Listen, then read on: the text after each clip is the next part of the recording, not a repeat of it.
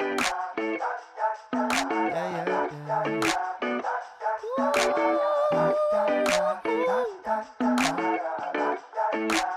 You know that I feel good. Doing things I never thought I could. Hello, hello. Smiling in the Welcome mirror. everybody to Real Talk. I am so excited to have you guys here for this month's conversation that we're going to be have about the real estate and lending market, everything that's going on in it, what some of the top people from around the country are doing to set themselves up for success and turn their challenges into opportunities. Before I go ahead and get over to our wonderful guest intros that we have specially planned for you today, a couple of quick little housekeeping things. Um, First of all, welcome. We're going to spend the next hour together. I really hope that you guys get as much out of the show. So I want to encourage you to be present with us when you can.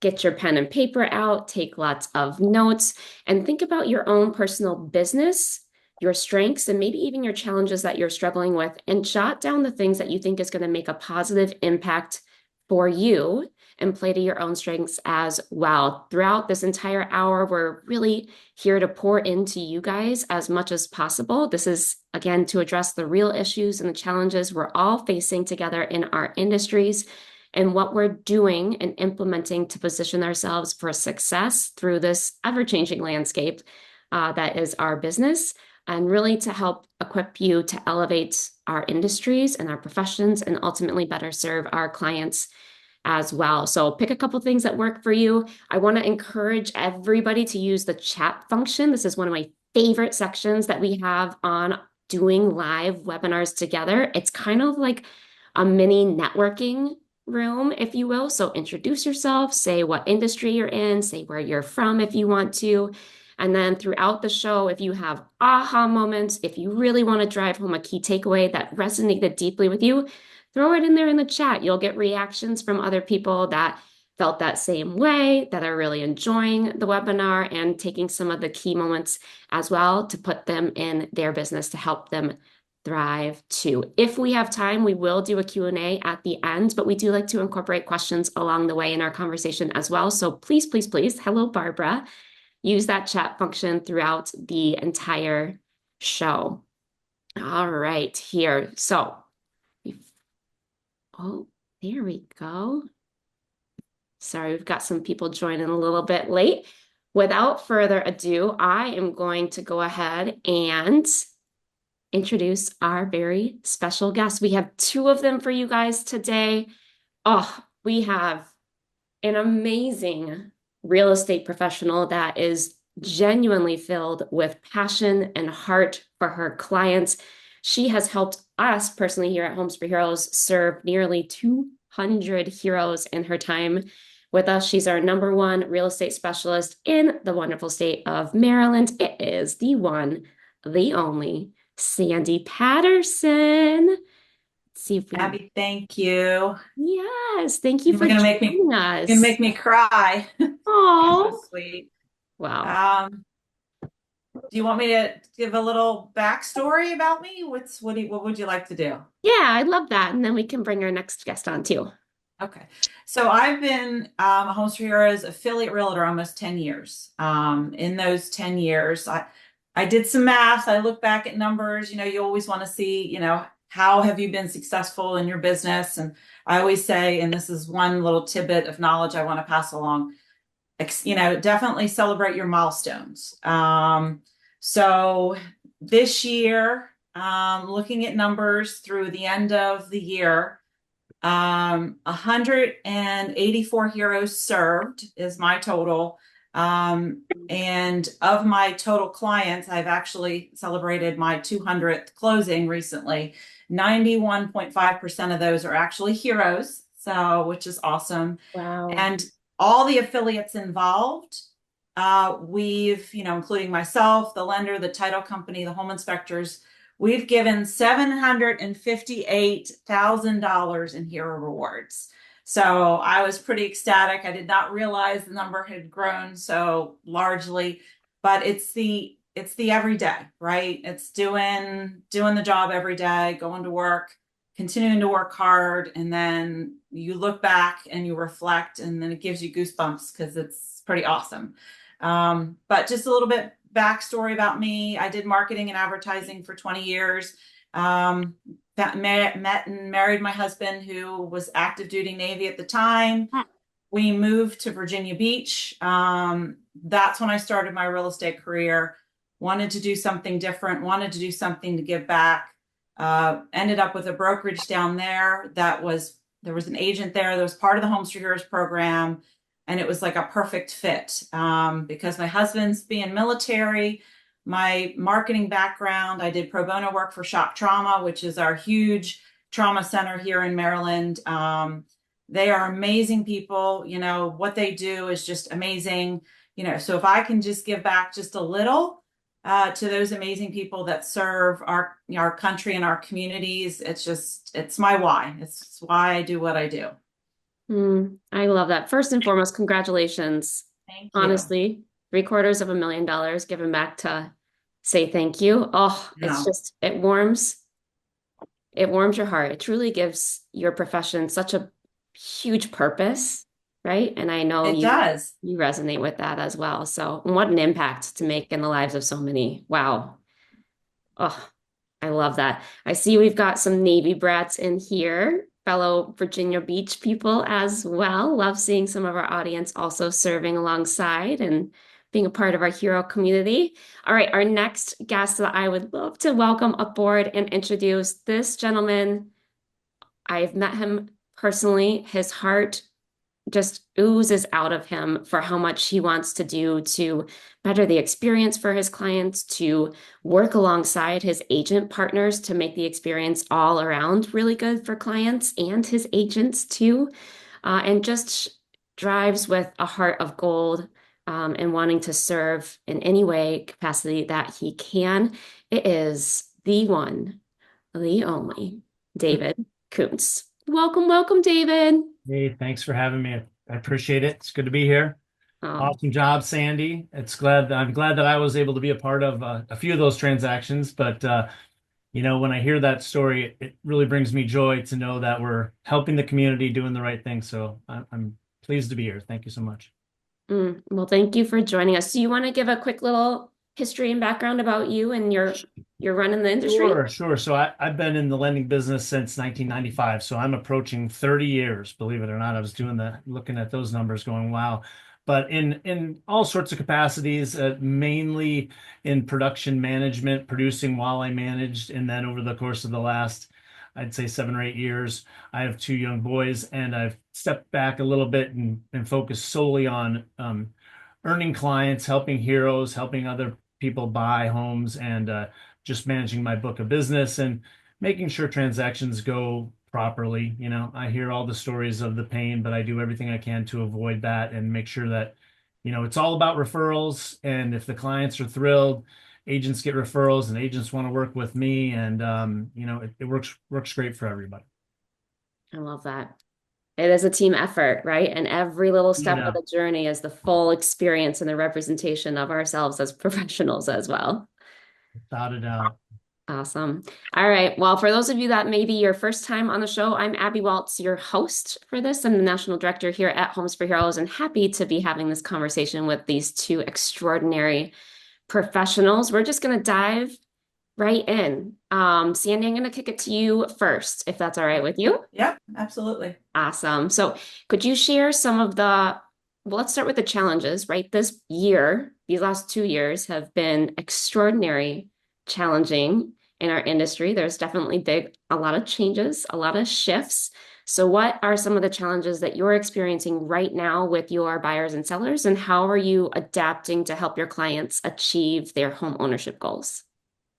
Um, Ever since, the lawsuits and everything that's been going on in our industry, it has added an additional level of stress for sure, because we're trying to navigate what's going on in our industry.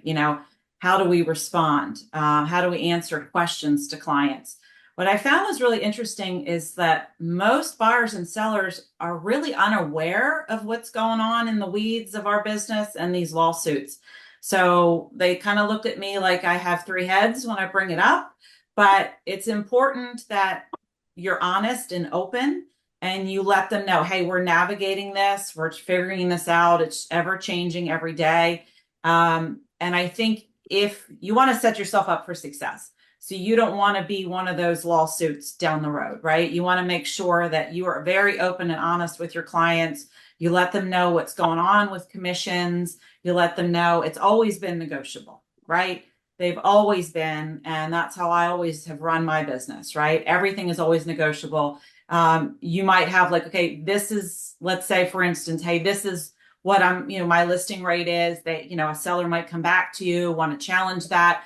And then it's up to you whether you want to adjust your rate or say, this is what I work for. This is why I charge what I do. And then if that client decides to go somewhere else because they found somebody that's less expensive, then they, leave and go somewhere else. And I'm okay with that, right? So I actually had an instance recently where, a hero came back to me asking for, because, helping them buy as well, would I discount my rate?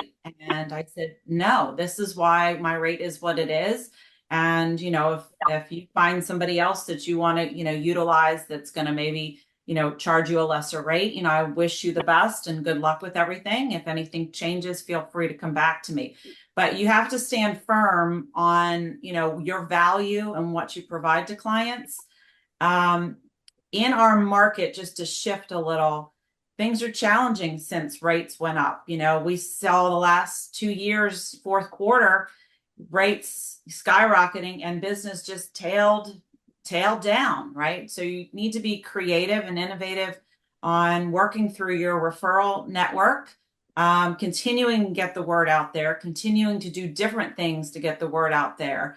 The Homester Heroes program has really provided a great resource and niche for me and my business to set me apart from other real estate affiliates, and not necessarily Homester Heroes affiliates, but realtors in general, because I provide something different that they don't necessarily provide.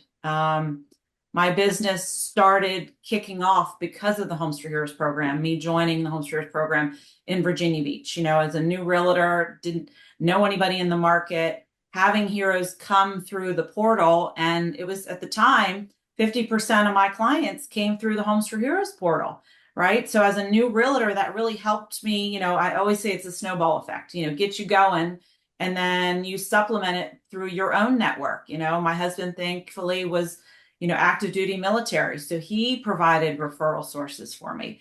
So it's just looking at your own world and how you can tap into your own resources to grow and expand your business, right? And I always say, keep reinventing yourself, keep finding ways to maybe reach a different group of people, or your volunteer work, or just things you do for fun or leisure. I mean, I play golf, right? You'd be surprised how many deals I've, just casual conversations on the golf course have led into business, and long-term friends. I have a hero that I met playing golf, and I've helped her and her husband sell and buy a house. And then I helped her mom, sell 2 homes. So it's just all about your relationships and building strong relationships with your clients, and they'll come back to you. Yeah. So I'm not sure, did that fully answer all of your question? There's so much to unpack from just what you around shared. a little. It was perfect. I love that you mentioned holding strong to what you're worth, right? Yeah. And this kind of a market, it's very easy to have a very quick race to the bottom when it comes to what you're charging for your services, just because of how challenging it can be. And David, we'll get into the rate side with you here in just a minute, because that's a big challenge for us too. But I love that you say hold strong to what it is that you're worth, and be okay not working with those that don't see that. Differentiation, you do it with us, obviously, with Homes for Heroes, which I love. Right. But there's so many different ways to differentiate yourself. And you talked about recreating and reinventing yourself every once in a while, continuing to get back out there. But one of the biggest things that I heard within what you shared was reaching into your referral network and your sphere. I know that can be challenging for newer agents, but someone, no matter where you're at, no matter if you're brand new, you've met somebody at the grocery store, you've met somebody at the school that you dropped your kids off at. So it's not starting from scratch, it's just understanding the opportunity that you're standing upon, and how to really work and grow your business. So I love all of that. I'm going to get into what you're doing within your referral network here in just a minute, Sandy. But David, I'm going to kick kind of a similar question over to you too, just so we get both sides of the coin from a home ownership perspective. On the lending side, what obstacles are you seeing in the market, especially when it comes to affordability? That's a big one right now, and how you're helping your clients kind of overcome some of those challenges. Sure.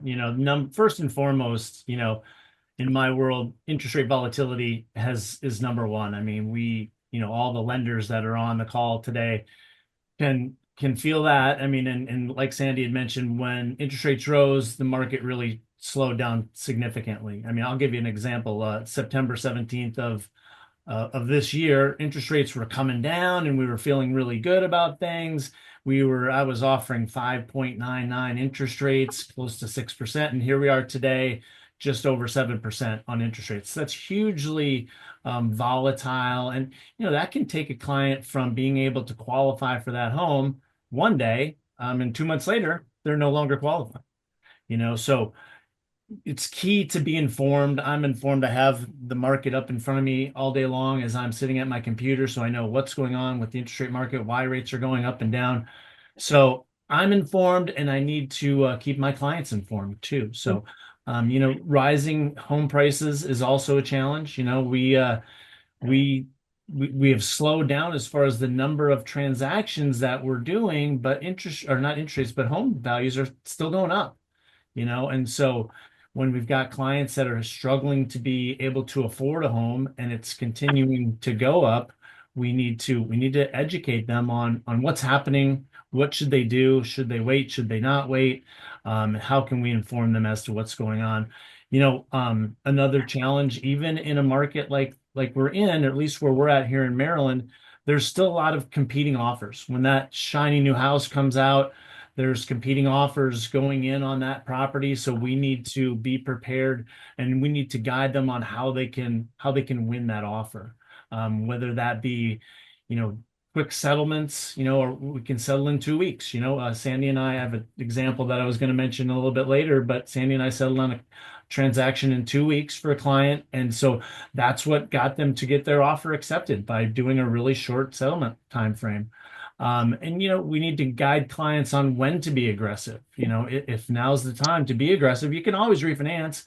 I mean, goodness sakes, let's buy that house today, and refinance, when rates come down if necessary. But just keeping clients informed as to what's going on is kind of the key, and letting them know what their options are as far as, let's get in today. Does it make sense? That house is going to go up in price, so they're going to be gaining some appreciation if they buy sooner. But it's challenging. I mean, the Homes for Heroes program is also awesome as far as, we've got clients that have limited down payment funds. We're able to help them out by giving. Sometimes they can get the incentive at the time of settlement, and that helps cover some closing costs. So finding down payment assistance programs, helping them understand the Homes for Heroes program if they're a hero. There's lots of options, but being informed and educating your client is really the key.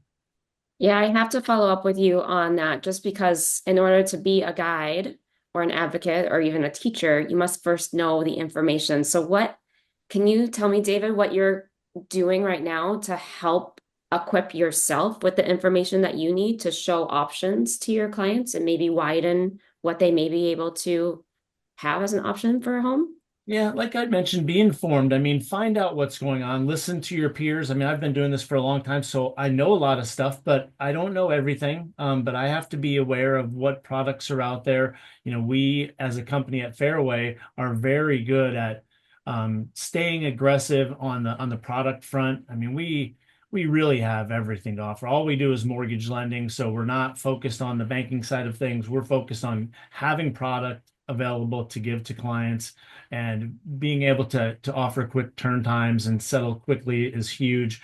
And they keep us informed, or I'm always digging around to find new information to share with clients, and determining what's needed in the marketplace. If it's down payment assistance, I've got to learn that. If it's because we're doing a lot more of that, those offers are being accepted today. You know, when you've got a third party down payment assistance program, when it's super duper busy, you know, those offers aren't getting accepted, which is another thing we need to educate buyers on too. If you need down payment assistance today, let's buy a house, because you wait till next May and the market's cranking, you're not going to get down payment assistance accepted. They're going to take one of the other 14 offers that are, you know, conventional, non-contingent, you know, all that crazy stuff. You're just going to not be able to buy a house. So we need to inform those people.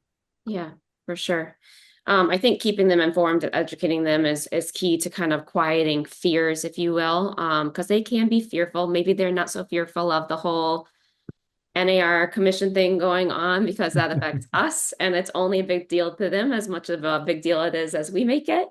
But they are fearful of affordability and making sure that they're making the right purchasing decision, or selling decision, as well. So I think that that's really important. And you can't control the interest rates, right? They are what they are, and just figuring out how to navigate it and work through it, is the best thing that you can do. I want to jump into something with both of you. David, you just touched on it. You said one of the ways that you're helping coach your clients is to guide them on how to win offers. And I'm sure this is a team effort here, not just knowing their financial power that they have and their purchasing power, but Sandy also working towards what that looks like from an offer perspective and writing up the purchase agreement and all that kind of stuff. Tell me a little bit more about that situation, and maybe if either of you have any advice for people that are really trying to help their buyers or even their sellers as well in navigating how to win an offer or get the best offer. I'll start, and then Sandy, Okay, you go can ahead. add in. But I think one of the things, given our relationship, Sandy, and it's key to know your partner too, because not everybody wants to have a quick settlement, meaning the agents don't even want to have a quick settlement. You know, you need to understand what your real estate partner wants and wants to help the client with, and talk it through so that you know that what that particular client's case is. You know, they may not be able to move into a house for a while and they can't afford to carry an extra month or two of rent, you know, so you need to be careful, and you just need to communicate really well with your real estate partner so that you're making the right offers and know what they're capable of. Like Sandy, she calls me regularly, hey, can you settle in 2.5 weeks? And it's like, sure. I mean, you know, a year and a half ago, that wouldn't have been the case. I mean, we can crank them out now. We've got capacity. So knowing what your partner's capable of and what their palette is for what you think might help win the transaction, they still have to want to do that. Yeah, well said. So let me jump on what David was saying. So first and foremost, it's not really, it's not my schedule I care about. It's my client's schedule, right? So when do they want to close? When is the seller also looking to close? Because obviously my buyer really loves this house enough that they want to write an offer. You know, what is the best, you know, offer that can be presented that is not only works for my client, the buyer in this particular instance, or the seller. So I always make sure that I reach out to the listing agent and say, hey, does your seller have a specific time frame involved? What's going on in their world? Are they buying another house? Is there a specific time frame? You want to be as flexible as possible because you want the seller, if there's multiple offers, to select your client's offer over somebody else's because you're more flexible, you're more open. The industry has adjusted since COVID, and this is very important because this is something David and I definitely discuss in advance. You know, is my buyer going to need closing help? You know, what does their financial situation look like? And that's important to make sure that you write into an offer. You don't want to get into a situation, you've written an offer, you didn't have that dialogue in advance, and you've just shot your client and yourself in the foot, and this deal's going to fall through. So make sure you have that advanced dialogue before you even go look at houses with a client. Hey, what is going on with this particular buyer? Do they have funds for closing, or could they use some if we're in a situation like we're not competing? I've had now 3 closings in the last month where you have home inspection, and we've been able to get seller credits, anywhere from 5,000 to 20,000. A house was sitting for a while. The seller was motivated to sell it. There was a lot of items with regard to that house. We got 20,000 in closing help from my buyer, which is rare and never would have happened back time in COVID. And I just had to have the same conversation with a seller. We listed their house. David, as a great partner, did an open house with me. We had limited people come through the open house. And I'm like, this is really weird. What's going on in this market? And we had two looky-loos, which, are neighbors, right? And then we had one serious buyer. I had put it in coming soon. Not all markets have coming soon. I love coming soon because it teases the market, lets them know the property's coming on the market. People can advance, scheduling an appointment so you know what the interest is in a property. This particular property didn't have a lot of interest. We only had one serious client come through the open house. And then that particular buyer asked for a number of repairs. And then my clients were like, this is not new construction. This is a resale property. What do they think they're buying? And so I had to have conversations with both of them and say, hey, look, we only had one serious buyer come through. We have had no other, showing requests. If we lose this client, this goes back on the market, we now need to disclose all those latent defects that you didn't know you had with your home, and your home value is going to, go down. Let's structure this deal a little bit differently, right? This is where buyer agent compensation comes into play, right? Everything is always negotiable, right? Because now things are different. The landscape is different. So, your seller can come back and, hey, we'll give your buyer some closing help, but we're going to pay less in buyer agent compensation. And, will that be acceptable or not acceptable? I always say everything is negotiable. So there's definitely, I would say, deck, hidden cards in your Rolodex, that you could pull out. Hey, let's see if, this deal, if we adjust the terms some, will this be accepted? So I always encourage bird in hand, right? You're under contract with someone. How can we make this work for all parties involved, right? So it's open dialogue with the lenders, with the buyer's agent or listing agent. Hey, we all want to get to the finish line. None of us want this house to go back on the market, right? The buyers really want it. The sellers really want to sell it. How can we make this work? So it's thinking outside the box, being flexible, and what does that look like? And knowing the specifics of what your client needs financially and how to tweak an offer or how to adjust terms. So, hey, we're going to offer a little bit more because my buyer needs closing help, right? And hey, listing agent, are we going to have a problem with appraisal on this, right? I took a look at comps. It looks like there may be more value in that house than maybe where you listed. Maybe you're being aggressive with your listing price. Do you think we're going to have an issue with appraisal, right? We're going to go offer higher because my buyer needs some help. Is that something your seller would entertain? And just having that dialogue, I think, is so important and just sets you up for success. Yeah, I love that. All great points.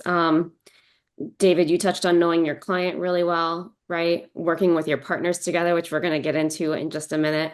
And really just open communication for everybody is so vital. And it's not just open communication between the agent and the client, or the agent and the lender, or even the agent and the other agent on the other side. I mean, it's every single party that is touching that transaction and having clear communication, clear conversations about client needs, knowing them to the best of your ability to help navigate through what can be a very complex, highly emotional sometimes Absolutely. experience.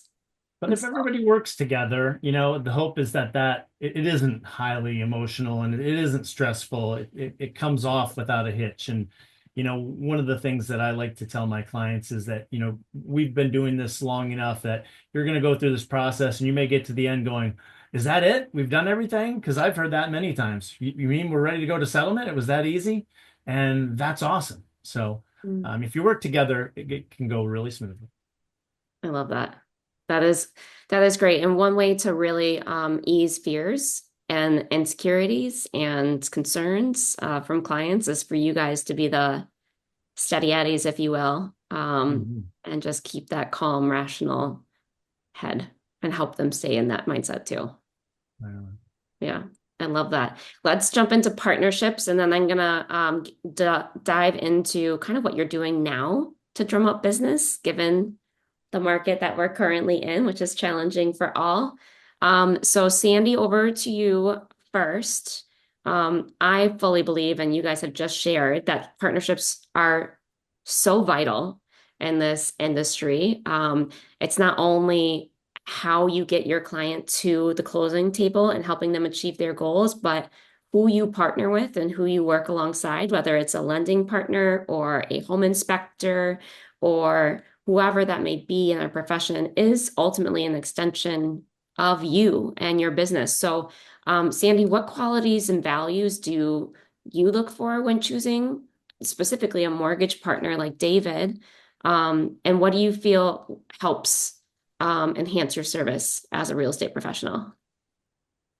So David and I actually got connected through another mortgage lender that is with Fairway Independent Mortgage.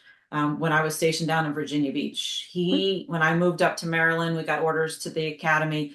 The lender that I worked with then did not have a license in Maryland, so he connected David and I. And with any partnership, you're going to have your ups and downs, right? But it's the importance is communication, right? It's, can you rely on this person? Can you, when I give David a hero, right, or a client, I know he's going to do his job and make sure that before I even take them out to go see a property, they are well approved, right? I don't have to stress about that. I don't have to worry about that. I know when he gives me a pre-approval, this is what they're approved for. That we can go out shopping, we can go out and write an offer. I don't have that additional stress or worry that, oh my God, we may not get to the closing tables. I don't have to call him and go, hey, is my client okay? Or did you look at everything? Where are the numbers? You don't have that additional stressor. That's so important in your business, is finding a good lending partner where you trust them and you know that when they've pre-approved somebody and they've looked at all the numbers, that this person is good and you're going to get to closing on time, if not sooner. I've had partners in the past that, wonderful human beings, but, there's always some issue, right? There's always some, oh, we didn't look at that. Or they're part of a brokerage that has, a partnership out in California. And having a brokerage out in California or a lender out in California when we're in Maryland, and they're 3 hours behind, it just puts a strain on the relationship. And when that lender doesn't know the ins and outs of their back end, I unfortunately had a situation where with a hero, we went to closing, sitting at the closing table, and this particular lender that is no longer in business, mind you, for a good reason, they didn't have the funds to fund the loan. And I was like, what is going? So they even sent us to closing. Now, had they had the dialogue with us in advance, hey, we are one of those lenders, we have to sell off a few loans to be able to fund this one. Had we known that in advance, we would have planned accordingly. The seller was an investor, so he would have been flexible, but to send us the actual closing table and to sit there with my clients, I felt like, it's like egg on face, right? They're extension of me, right? And at that point, that was the deal breaker with that particular lender. It's like, I can't have this happen to my clients. It can happen to me, but I can't have this happen to my clients. We cannot be at the closing table. They're thinking they're buying a house and there's no money, right? From a lending perspective to Yeah. fund the loan. And I'm like, this is ludicrous. So I know with David, I'm golden, right? He's I would say he was my Justin Tucker, but not this past weekend, as he has this lovely Steelers banner in the background.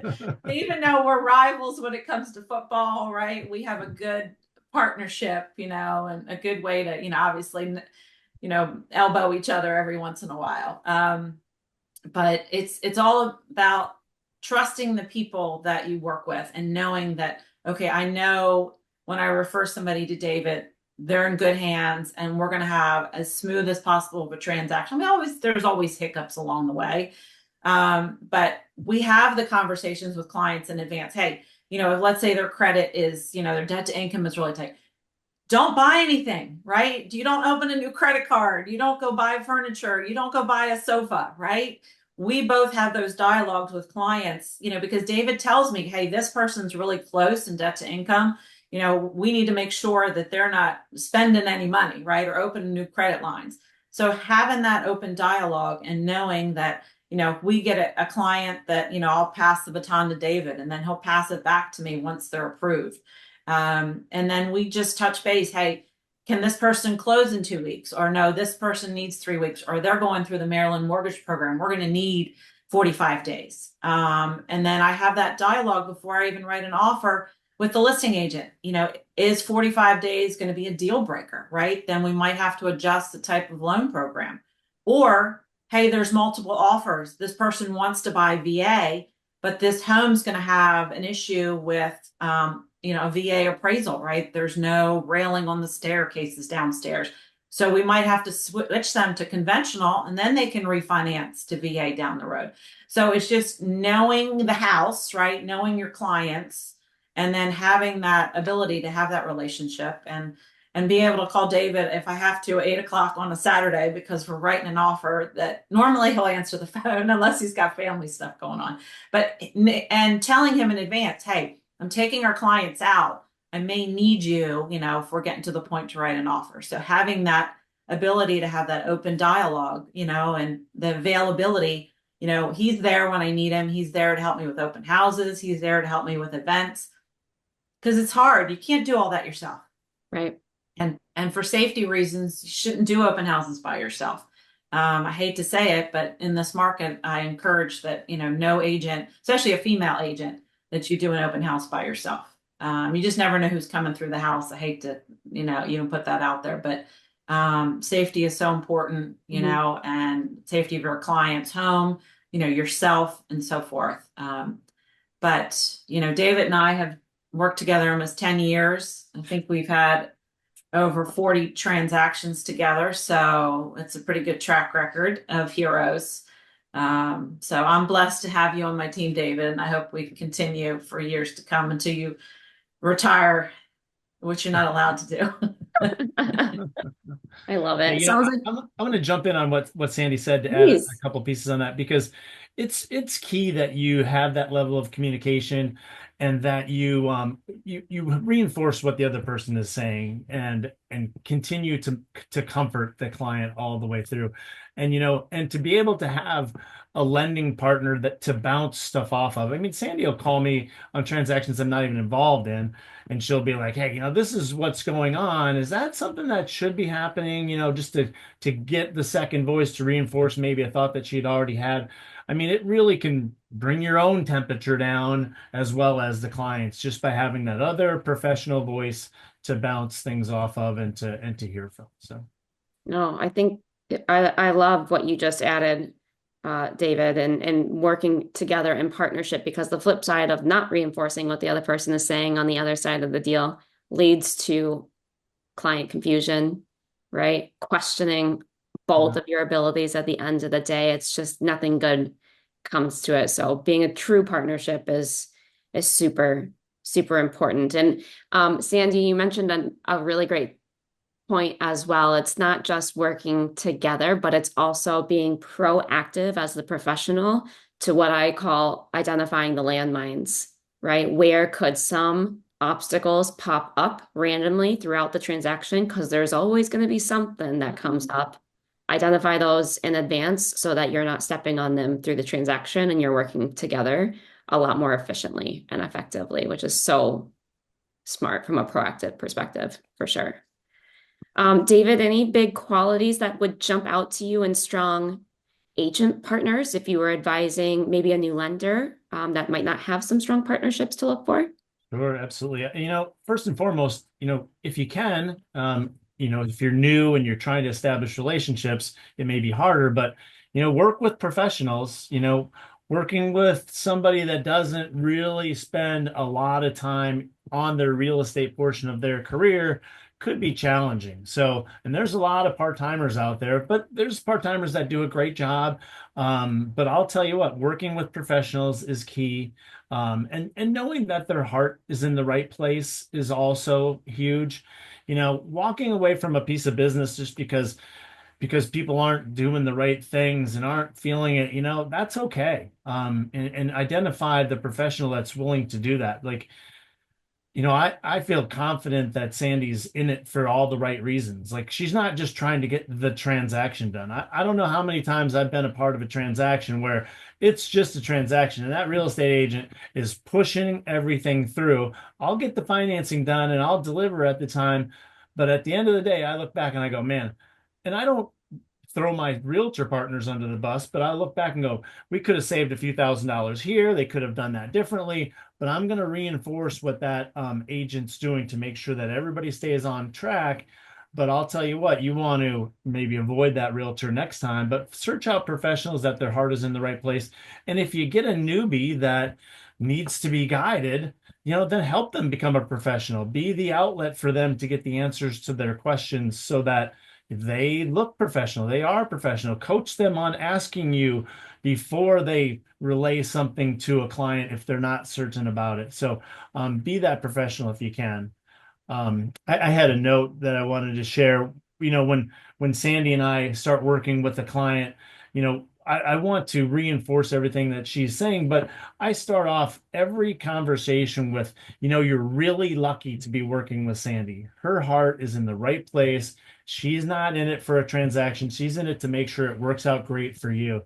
And that a lot of times will fill that void for them. It'll reinforce that they've made the right decision, and it really keeps some future questions from coming up about why they partnered with that particular agent. So I think it's huge. Yeah. Yeah. Again, that reinforcement is just so key, especially right now.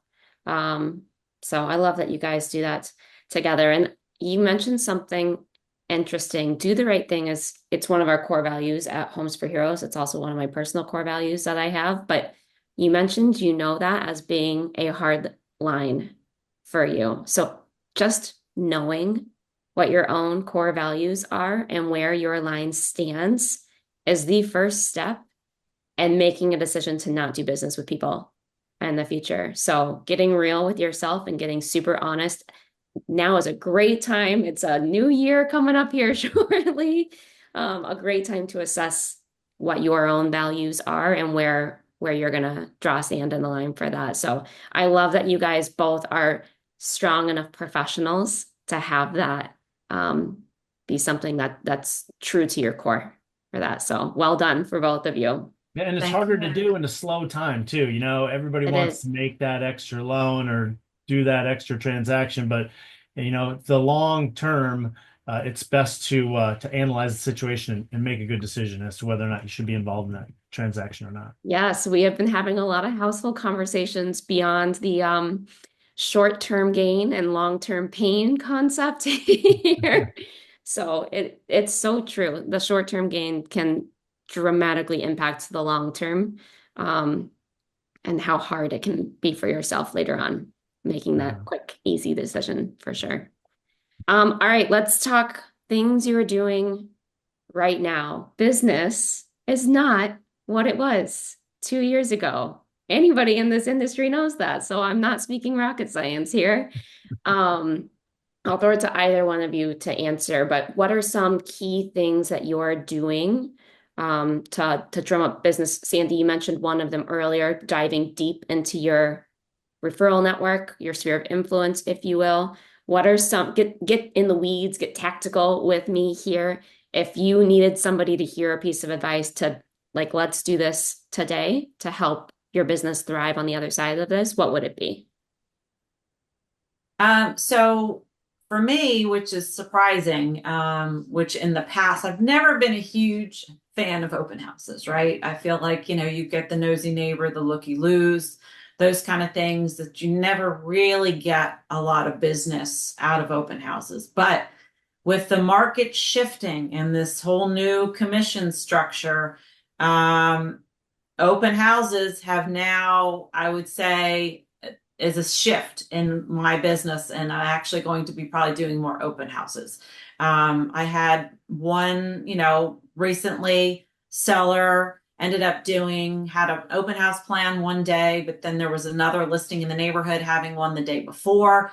So I didn't want to miss out on potential, somebody coming through that maybe is not represented, that's just, out and about driving around. So I ended up having two open houses and ended up the buyer on that house was okay. In Maryland, you can do what's called ministerial acts, right? So you're very clear that you do not represent, you represent the seller. You cannot, represent them as well, but you can do what's called ministerial acts, which is paperwork for them if they are fine, if they agree to not being represented. Now, at any time, what I tell them is, if you change your mind and want to be represented, I can refer you to somebody, or you can choose an agent at any point in the transaction if you feel like you want one. In this particular instance, the buyer was fine with doing ministerial acts. They had parent support. I provided them with all the documentation and papers. And then I just filled in the blank what they wanted me to fill in. I provided them every document that I think, anybody would ever need. And they ended up turning into a listing for me. And then, doing an open house with David. I previously had mentioned this one. We had one buyer come through that was serious, that they were represented by a seller, but whether they would have made a showing appointment, I don't know, but they came through and they wrote, and they were the only particular offer on that particular property. And we went under contract very quickly on both of those, as well as that buyer's house, because they were contingent on selling their house to be able to buy my seller's home. So, and that worked out very well. And it was unexpected business that I did not plan for. So I would, as much as I don't love, and always, open houses and didn't feel like they led to business, I think the market is shifting.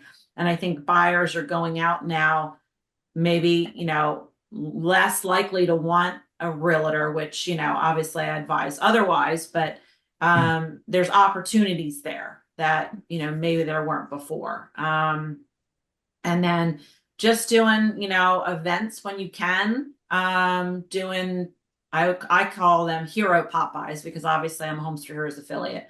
So, items of value. I'm a big Brian Buffini advocate. I started with Brian Buffini for the very first brokerage that I joined. It was the brokerage I joined was because of Brian Buffini and his training. So I went through that. I've done his training, at different points in my career, just to refresh and to get little nuggets of what I can do that might make an impact on my business. So, his working by referral is my methodology. I'm not a script person. It's just not me. Everybody's different, right? I don't call in expires. I don't do that kind of stuff. But everybody's different. You got to tap into what your strengths are and what your weaknesses are. My obviously weaknesses are scripts. I just can't. I'm more like I'm all over the place. I got little nuggets, and I'll go here and I'll go there. But I think you just need to tap into what you're good at, right? And everybody kind of knows what their strengths are and what they're good at, and then press that, right? So, I like doing hero Popeyes. I like dropping off an item of value. I like doing events, right? And having something fun at an event for people to enjoy.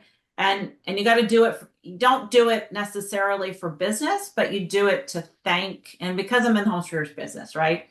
It's the humble and kind philosophy, right? You're humble and you're kind to people, and you appreciate them for what they do. It'll come back to you unexpected. It's just changing the way you think about your business, and you get more obviously with sugar or honey than you do with vinegar, right? So the more you're kind, and the more you put information out there, and the more you let people know, hey, this is what I'm doing, this is who I am, this is what I'm about. I happen to give back. There's not a lot of realtors that are willing to give back. I mean, Mm-hmm. I interviewed agents to join my team, and they look at the numbers, right? You can't look at it that way, right? You wouldn't have had maybe that client if it wasn't for the program, right? And you willing to give back. You can't look at how much money am I giving up. That's not the way you approach this business. Or you're not a good Homes for Heroes affiliate then to me. You're not right for the program. Everybody's unique, everybody's different. So if you're of that mindset that, hey, I'm looking at the money and how much I'm giving up, then maybe the Homes for Heroes program is not right for you, right? Maybe there's something else. There's another niche for you. Maybe you like to volunteer, and you do nonprofit programs. There's your niche and your opportunity. Find something, in my feeling, I don't want to be on my deathbed and look back at my life and say, I didn't really do anything or touch anybody or give back, at this, however long I'm in this world, right? I wanted to be able to look back and say, hey, I helped people, or I touched somebody, or I helped them even in a small way, buying a house, selling a house, even that little part means a lot to me, and it's my why. Everybody's going to have their own why, and you got to figure out what your why is, and then be aggressive with that. Be proactive.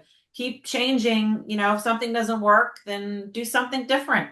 But it's like a snowball effect. Once you get going and you really find your path, things will come to you organically. I mean, I've been blessed recently this fourth quarter. The first quarter was busy, second and third were a little slower, but then fourth quarter was really busy. And it's people came out of the woodwork that either were unexpected, or, I had best friends that decided, their daughter's having a baby, so they're moving out of town. So they were like, we're going to come to you to help us sell our house.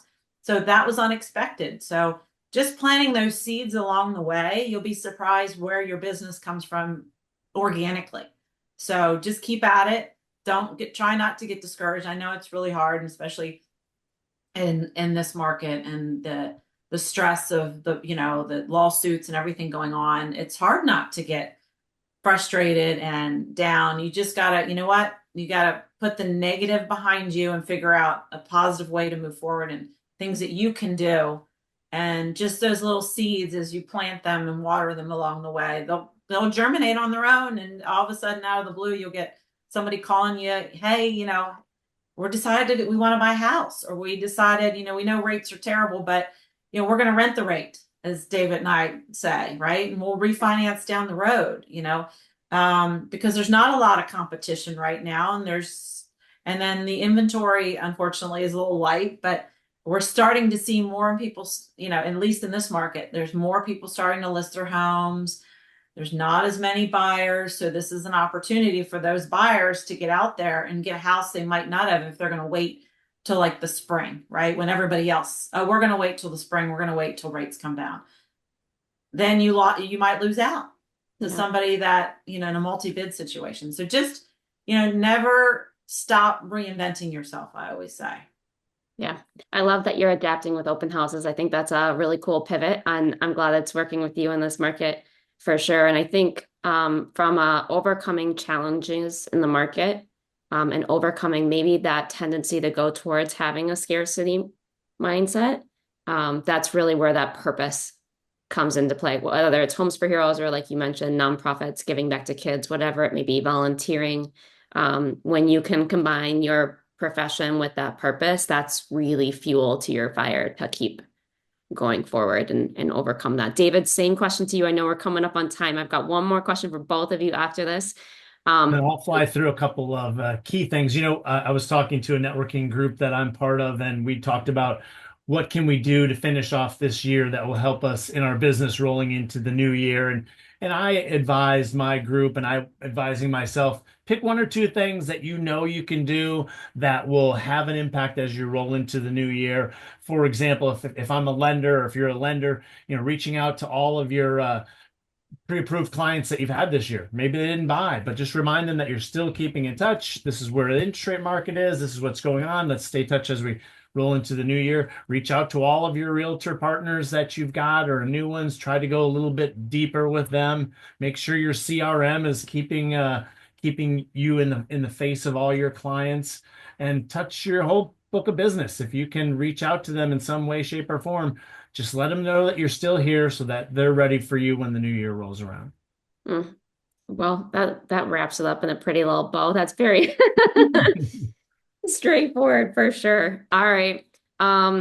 Before I ask you to wrap up with key takeaways, is there anything that we missed that you wanted to be sure we covered today? So much great stuff that you guys have shared. I've got a page full of notes and I prepped with you. Hmm. One of the things I would share is I think I had that in one of the notes I have is just be aware of what a temporary buy down can do for the sale of your home for a real estate agent and for your buyer. And temporary buy downs, if you're not familiar, you should ask your lending partner or reach out to somebody to get a better understanding of that because I think it's a big win. It's not a permanent buy down, so the money that you use to do a temporary buy down still remains your money. So it's going to get put when you refinance, it's going to reduce the principal balance of that loan. So in essence, pays for the refinance. So that's a huge thing. And if it's a listing that you've got and you're thinking about lowering price, how can you work into the dialogue? Buyer seller will be willing to consider a temporary buy down or something like that to help you move that house because I think it's a huge opportunity that people are kind of missing out on if you're not familiar with what that is. I love that. That's great advice. Thank you for getting that in there for sure. Sandy, did you have anything else that we might have missed? No, I can't. I feel like I feel like I hit it on all of my Good. nuggets, right? Awesome. Awesome. Awesome. All right. Well, I wanted to say one other thing. yeah. Richard mentioned that he brings the check and something else to the settlement. Richard, if you ever went to a settlement with Sandy, you'd fall out of your chair. It is awesome. She shows up with this giant bin full of stuff, and it says "Homes for Heroes." She got the huge check. She's taking pictures. It's fantastic. Her heart is in it to win it. It's super cool, and she loves the Homes for Heroes program. I love that. Yeah, we're getting some questions. I know Vicky's on there trying to help out with learning more and some other things as well. And here's the best thing about our community that we have, at least here at Homes for Heroes. We're all willing to share, right? These two right here are taking time out of their busy lives to share and pour into all of you. They will do that no matter, well, obviously when, yes, they need time to sleep and be with their families. But if you reach out and connect with them too, they are always willing to help and share. All right, wrap it up for me beautifully. David, I'm going to throw it to you first. If mortgage professionals heard nothing except for this one thing from this particular Real Talk show, what would you hope that sat with them and resonated with them? Search for a professional to partner with and learn how to communicate well with them. That's the thing that I would want to make sure that I reinforce and find that person. Sandy and I have worked together for a number of years and we've worked on building our businesses together. So find somebody you trust, somebody that cares, is doing it for the right reason, help them grow and they will help you grow.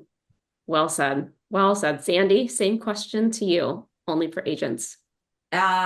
Be transparent with what's going on in the market, right? And it's okay if you don't have an answer, right? Just navigating the changes to the commissions. Just be open and honest. Hey, this is what's happening. This is what's happened in the past. The market, it provides additional opportunities. It provides, an open dialogue, a little bit more about how important that commissions are negotiable, right? And how you can have that open dialogue. I think it's so important. And I always say, just be yourself, right? Be open, honest, and humble, and make sure you take time for yourself, right? That, you need a timeout, you need, to be able to refuel. So make sure you take individual time. And this business is shifting, right? And if you're only part-time, you're gonna have a challenge. But this is one thing my broker said when I first started in the business back 10 years ago, is I wasn't sure I wanted to get into real estate full-time. So, because I did marketing and advertising for 20 years. So I said, hey, I thought I still wanted to dabble in that, right? And help folks with their marketing and advertising. And I asked two different brokerages the same question. One, you would have thought that I was asking for their firstborn child. They were like, what? You know, they wanted no parts of the part-time. The other one said to me, that's how you meet people and that's how you'll get clients, is through your other experiences in life. So if you want to be part-time, you can still be successful because you have a network of other people. Let's say you're part-time, whatever your part-time is. You know, whether I was doing marketing, I'm connecting with other people and then letting them know, hey, I'm also in real estate. So you can kind of build your business that way, especially starting out for you, new young agents. My nephew has just become a realtor and joined the Home Stretchers program, which I'm very excited about.